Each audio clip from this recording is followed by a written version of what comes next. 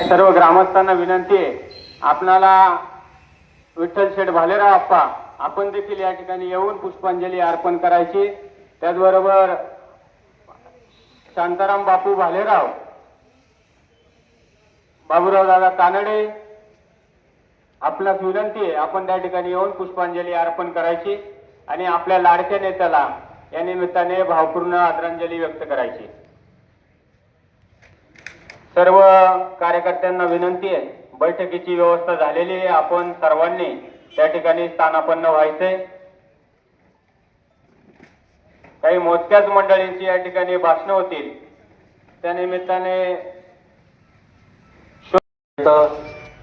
दुःखित अंतकरणाने या ठिकाणी उपस्थित आहात।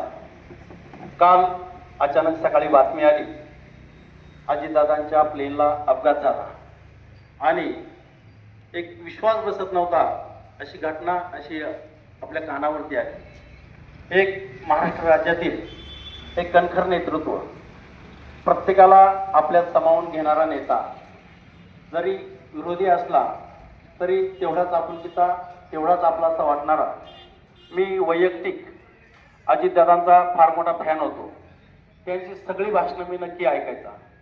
भाषणात त्यांचं बोलणं असेल, त्यांचं मिश्किल बोलणं असायचं, टीका टिप्पणी जरी असली, टीका टिप्पणी केल्यावरती सुद्धा ते म्हणायचे की गमतीचा भाग सोडून द्या आणि संपूर्ण भाषण ऐकावं, अशा पद्धतीने अजितदादांचं भाषण असायचं।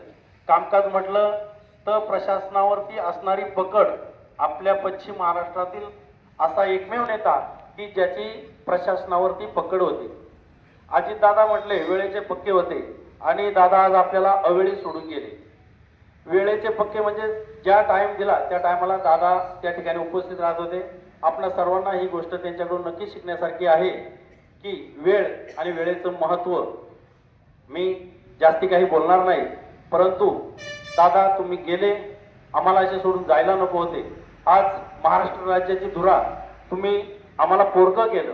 मी या ठिकाणी हे सांगेन, मी आंबेगाव तालुका शिवसेना प्रमुख तसेच उद्धव बाळासाहेब ठाकरे शिवसेना तसेच ग्रामपंचायत कळंब आदरणीय सरपंच उषाताई कानडे आणि सर्व समस्त ग्रामस्थ यांच्या वतीने मी दादांना भावपूर्ण श्रद्धांजली या ठिकाणी अर्पण करतो आणि थांबतो। धन्यवाद।